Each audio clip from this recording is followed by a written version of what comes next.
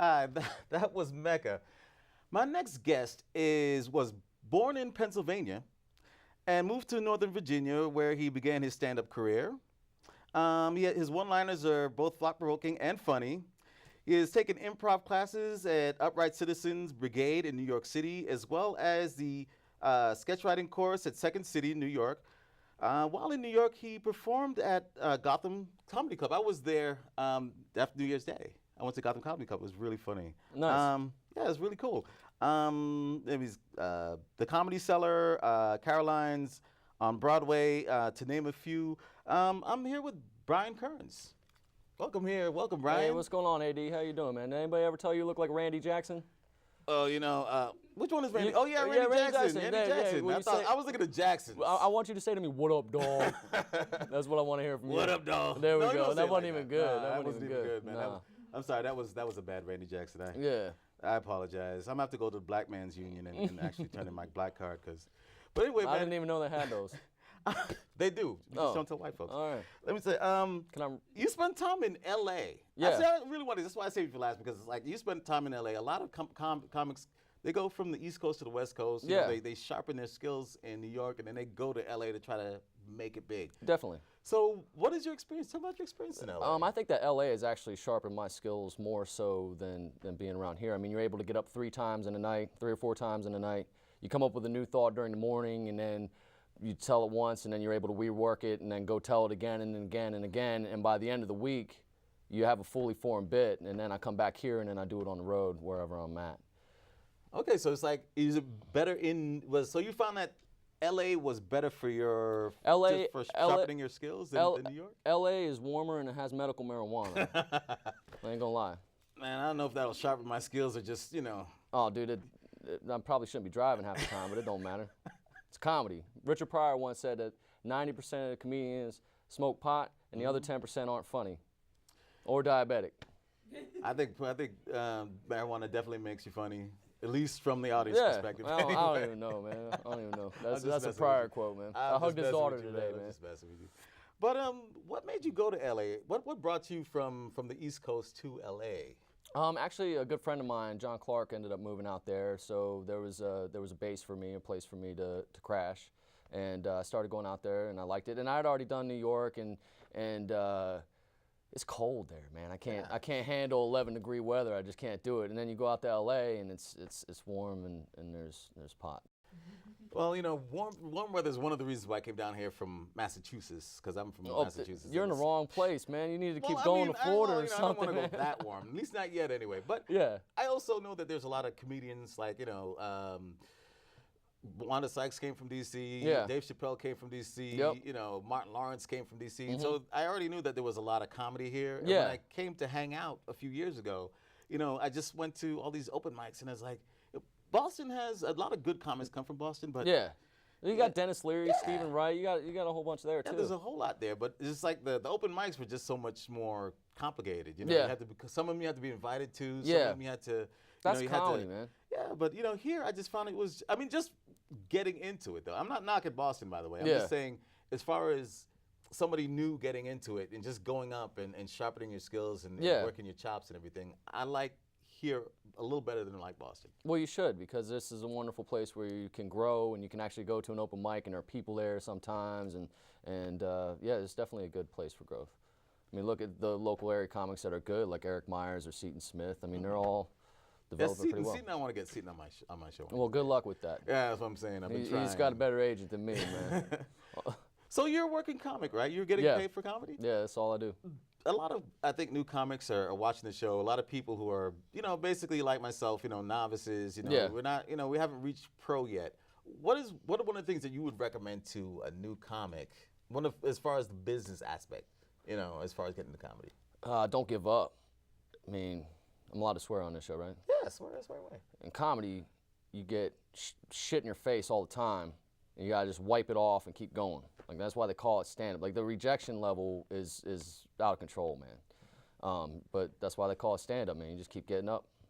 So once somebody turns you down, you hit them in 6 months and try again. And then they turn you down again, and then you hit them. You just got to be so tenacious and bullheaded that start. equaling out into one gig one place, and then you take that and you do well there, and then you turn that into another gig somewhere else, and then by the time you've done that for a couple of years, you have a whole racket of places that you're already working, and then you can go and make a little bit of money. So do you have an agent now? I had one for a little bit, but I found that it was really cutting into my bottom line. I mean, right now I'm better off keeping the 15% and so at your stage where you're at right now, you're professional, but you're not like, you're not doing movies. I'm not Larry the Cable Guy, man. I'm not getting it done. But you're still working on it. I mean, you're not at the point where you're still basically a professional. If you get paid at all, you're still basically a professional. No, I'm a professional, man. This is my only job. I've been doing it since 2008. Last year I did over 250 shows. So yeah, I'm doing it, man, or trying at least. So you're a married man. Yeah. Number one, was it humor that helped you land your wife? I only laugh because I've seen your show. Well. But was it humor? Was it one of the things that helped you, basically win her over, or is it something that, No, she was a military brat. She was a diplomat's daughter, and I guess she wanted to piss off her parents. So mission accomplished. No, her parents actually like me. I do a lot of shitting on her in my act, but that's a way for me to vent. I really love her very much, and we're very together in our choices. So really quickly, I know you do a lot of comedy about your wife. Yeah. Probably it's something I think would rock a lot of relationships. Yeah. How does that factor into your relationship at home? Not at all. Doesn't it? No, she actually thinks it's funny sometimes, and yeah, she doesn't care. She gets mad at me if I don't go out and do it, because then if I go a little bit without doing comedy, then I start doing crowd work on her. I'm like, yeah, the dress you're wearing makes you look like a clown. What the fuck? And so she's like, get the hell out of here and go do some comedy, because So you're gonna do some of that when you get up on stage. You're gonna tell us some of those jokes. I guess if it's requested, I might do that. Well, I mean, I'm requesting. Okay, then I'll do that for you, man. All right, when we come back, Brian is gonna he's gonna explain what we've been talking about with these jokes about his wife, a little bit of it, and he's gonna show some of his other jokes as well. Thanks for coming, man. Thank you very much. I'm just glad I didn't have to go first tonight, man. The only time it's good to go first is in a gangbang. It's funny because it's true. The fucked up part about this shit is I already laughed at my own jokes earlier, and they're going to edit this shit, and the people in the audience are actually laughing, so this is a cheap set. Fucking, he asked me if I had an agent. Obviously not. If I fucking booked this shit, everybody here's like, I've been doing comedy for about 5 seconds. And I'm like, motherfucker, I've been grinding for 8 years. And I'm here sitting with fucking Randy Jackson laughing at my own fucking jokes. I don't know what the hell's going on. I got bitches in the living room getting it on. And they ain't leaving. I don't know why that turned into Snoop Dogg. That ain't my jokes. You wanted me to talk shit about my wife? Why do you want me to shit on my wife? I've seen your video. So you said that's one video. I'm trying to make a new video that doesn't shit on my wife, man. Maybe I don't want to do that. Are you married, man? Not anymore. Exactly.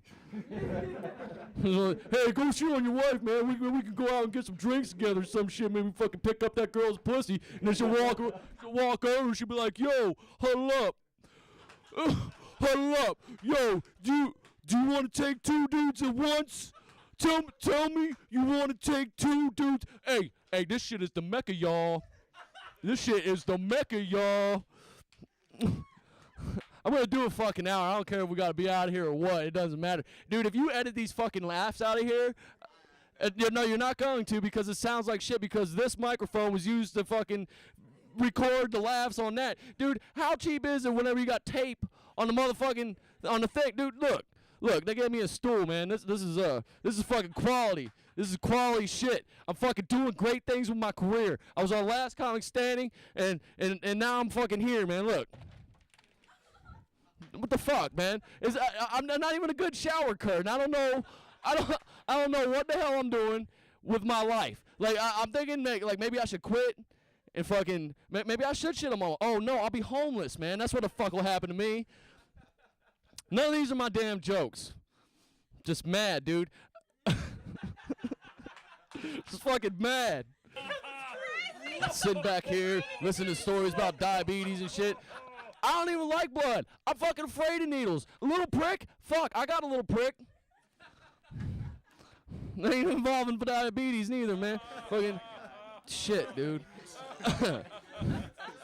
The other day, my wife farted on my wiener and said, "There's your blowjob."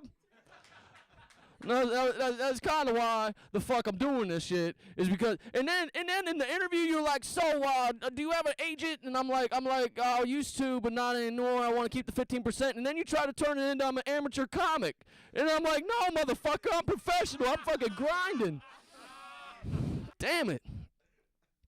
People aren't even gonna watch this shit at home. There's gonna be 4 motherfuckers, and it's gonna be, see, you're the sucker of the group, man. These two knew what they were in for. They're like, all right, we're gonna be the only 2 people in the studio audience, but they're like, hey, come along, fucking join us. Maybe she'll talk to this down here, and then you can fucking dig into that shit.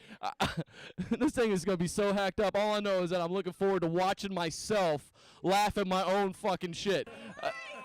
I will be dying too. I'll be like, ah, ha, ha. Exactly, dude. That's exactly. Everybody in here is rolling because they know what the fuck happened. This is a quality operation that we have going on in here in Arlington, Virginia. Who cares about wrapping it up, man? Fucking, I'm married, dude. I ain't wrapping it up ever again. Fuck, man. Dude, so you guys drink? Dude, when I was a kid, we used to mix Mountain Dew with vodka. We called that a doomie.